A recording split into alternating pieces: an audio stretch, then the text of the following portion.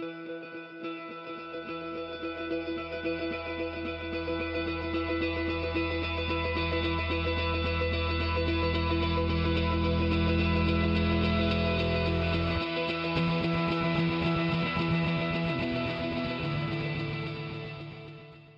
guys, welcome back. I hope you guys enjoyed our theme song, and we are once again back to talk about Visual Kei. So, just before we start, welcome once again. You sound so bored. Is that boring you? Hey, Huh? I'm getting to the point where we're hyping it. Okay, you gotta start. There you go. It's like a wave. You see, suppose it sounds exciting, man. We talk about VK. Come on, one of the greatest things that's ever created by the Japanese. We're getting there because Yeah, I haven't. there you go. Okay. We're actually saving. I'm actually building momentum for our podcast name. Oh, sure. Okay. So for those of you guys that are tuning in, welcome to Oshare. Ready? ShoX podcast. See, I told you, man. I'm trying to build momentum. You kind of took it away. Yeah, I and was again. building a story. Oshare. Yes, I'm sorry, Oshare. There you go. Well, guys, welcome back to our podcast. I'm gonna butcher this name until who knows when. But thank you guys. Welcome again for coming to our podcast. For those of you that are new, thank you very much for joining this episode. I believe this will be 5. I hope I'm right.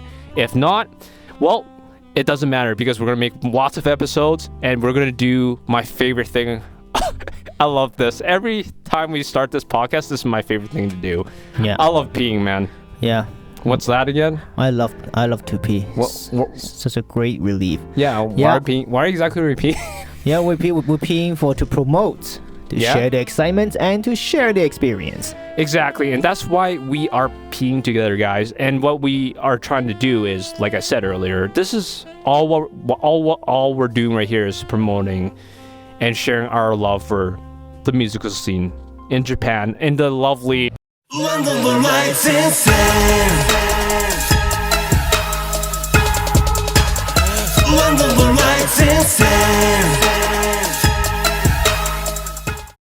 In terms of their musical scene, Visual Kei is a very special musical scene for both of us. And for those of you out there that has listened all the way up to now, thank you very much. I hope you guys have at least found maybe 1 or 2 bands that you like. I'm hoping by this point.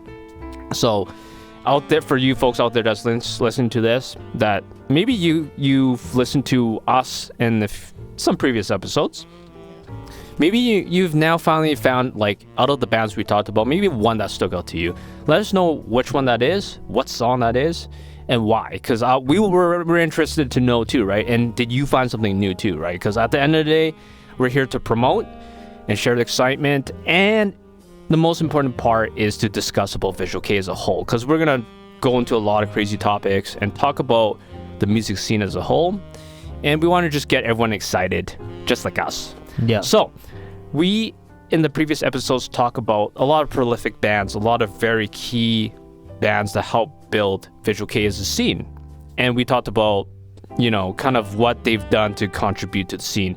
We started with X Japan, then we went to Dead End, then Derlinger, and then we went to Bucktick. Now we are on which band, Aaron? Yeah, sorry guys, in the last episode we thought we're gonna go to Glay in this episode, but apparently not.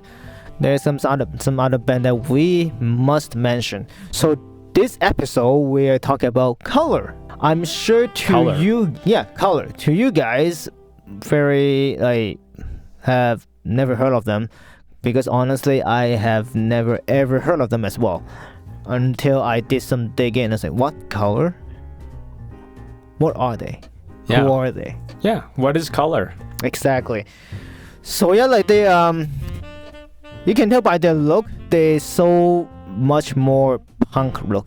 But the hair, yeah, of course, they look more like Japan, for the hairstyle. Mm-hmm. But the color and the way how they dress is punk. Yeah. Right.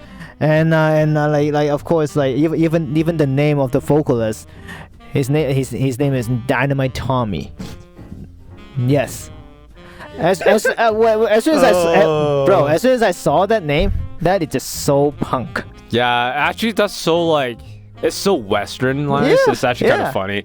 I was expecting something more like a mix of Japanese and English, like Japlish, but that's actually funny. No, seriously, because like when it comes to Japanese English, or when they adopt like English like terms, they always combine Japanese and English, right? Just for the sake of easy, right?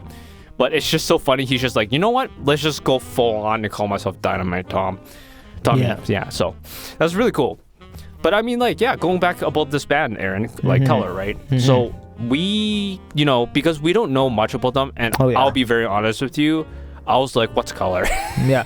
Well, honestly, I'm so glad there are people around like to put, to keep them going. Yeah. Right? Seems like they're long gone. They long disbanded.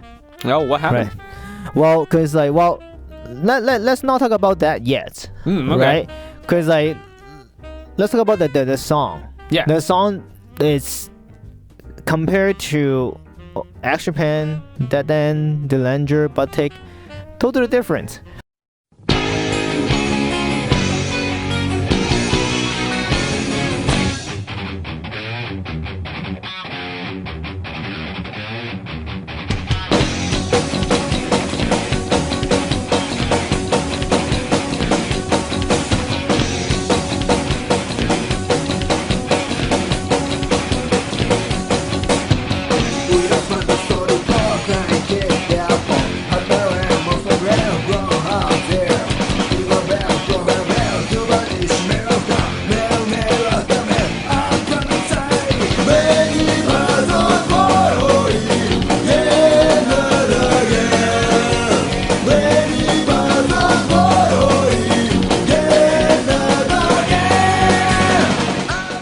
Well, since you can tell, right, the vocalist named Dynamite Tommy, that is so punk.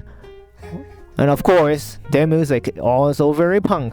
Yeah. Like totally punk rock. High speed and like double kicks and like guitar riffs that kind of actually sound really like fast. Yeah. So that even there, you can tell like their makeup toned down a lot compared to Action Pen, Dillinger, of course, and their clothing, it's just punk.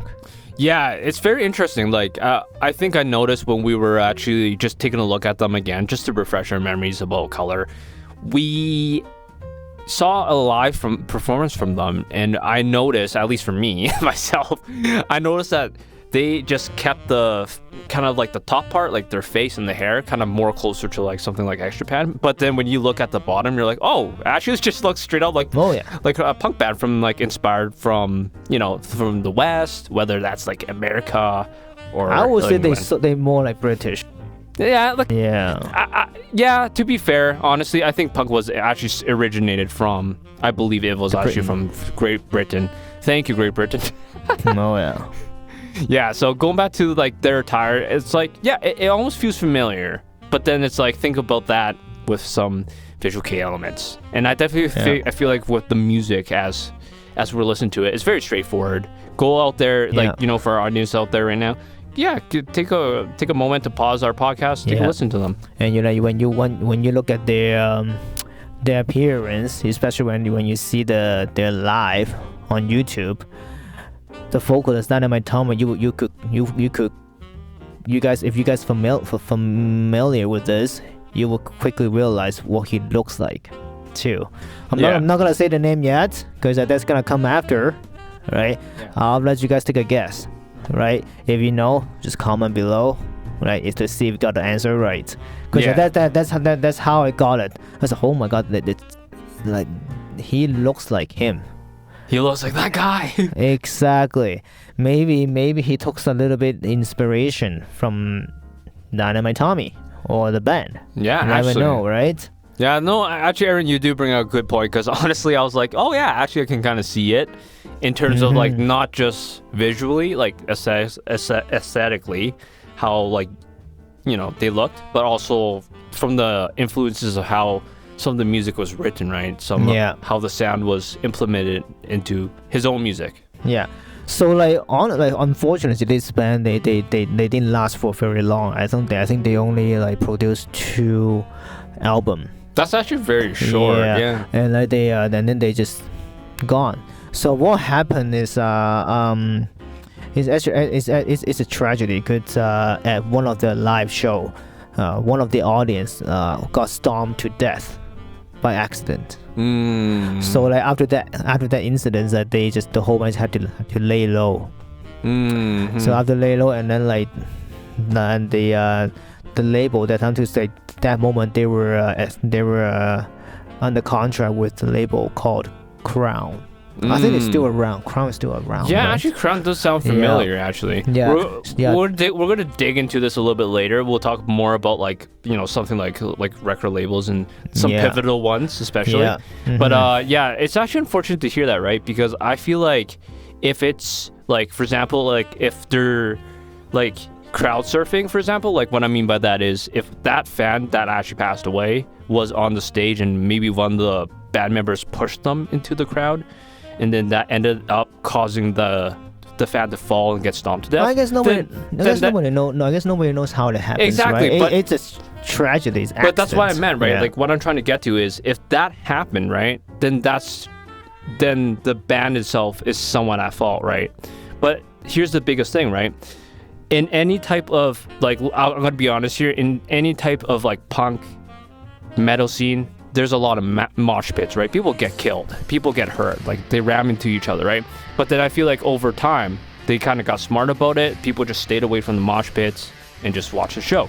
So I feel like it's just an unfortunate thing that happened, and that was essentially a death caused the end of a band. It's just something. It's almost like I don't think it's unfortunate to hear, and I don't feel like it should be pegged, or like the crime should be pegged onto like the band by itself, because we don't know what happened, they don't know what happened. And let's be honest, if those of you out there that's been in any mosh pits out there, you know how chaotic it can get. Even you can be the safest person of all time, but one little push, one little shove can lead to something more potentially dangerous, right? Yeah. So at the end of the day, hindsight's 50-50, but like I would have been curious to see, like I would have been very interested to see, to be honest, what the band would have looked like at this time, right? Yeah. Would they continue that style, or would they completely changed their musical style, right? I'm really curious to see what they would have been, right? It's unfortunate that we won't ever be able to see what we get to see now for their second album, right? Unfortunately. Or what differences they could have done, like for now. Yes. I mean, if they're still around. Yeah. Well, the people are still around, right? Yeah. But the band is totally It's done. totally done, right? yeah, So it's that we over. have no idea where they are right now, right? Just living their normal lives. Yeah. But still, like just because of this accidents, right? They had to lay low, and then eventually disbanded. I mean, I guess that time still in the I mean, for the Japanese culture, like during the 80s, the whole Japanese culture is still quite conservative toward their own traditional Japanese culture, and still learning to adapt to this all these new foreign influences. Right. Yeah. Yeah, no, definitely like the 80s was like, oh man, there's like a lot of stuff that happened in the 80s, right? Oh yeah. Like there's the bubble gum culture. I forgot what it was, where, there's a lot of rise of money, and like pop culture, electronics was a huge one too around that time. There's a lot of stuff was definitely happening around that time. Yeah. So it's definitely unfortunate. And it happened to be, this accident happened on their hometown, right? In Osaka, right? That's one of my favorite cities in Japan. For our audience out there, have you visited Japan? Have you been to Osaka? Because that's a wonderful city, and that's just unfortunate to hear that's part of the history now, right? Well, Osaka is one of the most popular tour area. Yeah. For all the foreigners, right? Yeah. So yeah, I'm sure like a lot of people has been there, but also like compared to that time and right now, big change already. Super big change. Yeah. It's really funny, like talk about Japan, like there's a lot of like cool things that's gone now. Like arcades are being gone now, getting phased out actually over big buildings. Some very funky buildings, and even old districts are long gone now, just more modernized. But yeah, that's just it's just saying something. But like it's just, at the end of the day, the passing of time is just a very interesting thing. We don't know what happens to a band or necessary, kind of how the music will shape out. And it's kind of unfortunate. Like I only know about this band now, And how long ago was this? Like this band was started around, like active around? It was a long time ago. Crazy. Now I know. Around 1989, around that time. Yeah, But I wasn't like, even. Of course, if you guys like correct me if I'm wrong, just comment below. Right? But yeah, it's sad that like there's one of the creators of the whole scene, like just no longer there to create music for us.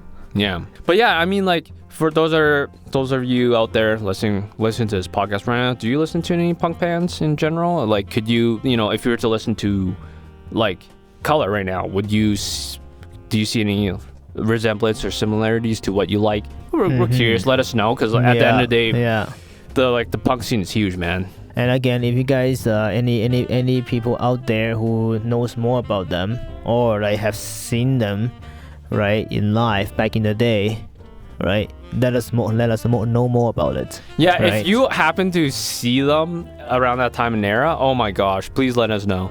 I would be very interested to have you on this podcast, or even like for you to share a little bit of some history. And that's what we're here to P for together. The PE. Oh yeah. The PE. All right. So before we wrap up this podcast, Aaron, is there a song you would personally recommend for this band, for Color? I forgot the name of the songs. Oh, whoops. Should I look it up again? Yeah. While Aaron's taking a look at it again. Yeah. Or you guys just go on YouTube, but make sure you type up Color, COLOR. Yeah. And then Visual Kei. Because if you just put Color, I'm sure on YouTube gonna pop up some like weird things that you're not looking for. Yeah. Yeah, or probably like a paint bucket or something. Oh yeah. But yeah, so again, for those of you out there, like, yeah, please check them out. To be honest, when we even searched it, there was not a whole lot on there. It's more surprising that we found a few songs. But definitely check them out. Honestly, they only have 2 albums. Honestly, you can easily choose a song that you think sounds interesting to you. Listen to it. But I can guarantee it does good. It is good. Yeah, does sound good. It's very good. It honestly reminds me of a certain person. Yes. That you guys, everybody, or I would say 100% of the Visual fans out there, someone like you would know this person. Yeah, if you know, please write it down in our comments. We will take a look at that. And yeah, if you get it, maybe we'll, I don't know, like, congratulate you. We'll give you a thumbs up or something. But yeah, well, thank you very much, everyone, for listening to this podcast episode. If you're interested to hear more of our podcasts, especially our older stuff, actually, you can check us out on YouTube, on Spotify, and on Apple Podcasts, whichever the 3 you like. Please go ahead and check those out. We will always be here on our weekly basis, and we'll continue our journey. We're actually going to talk more, actually, guys. I hope you guys are excited, because we're going to get into what was it again, Aaron? I really hope it was Clay, but no. Next episode, this was one of my favorite band. Drum roll. Yeah, and like this band, I gotta say, this band every year in November they host this festival that like it's 2 days long. Every day they invite multiple bands, like old and new and current bands, that to perform on the stage. And of course, it's Lunacy. Yeah, actually, they're gonna be a very good one. I'm gonna let Aaron do most of this one, because he knows way more than I do. Oh yeah. Yeah. So I hope you guys look forward to that. Thank you very much for staying all the way to listen to this episode. And if those of you that have just joined in, please check out our old episodes on your favorite platforms. And we'll see you guys next week. Thank you very much. Bye now.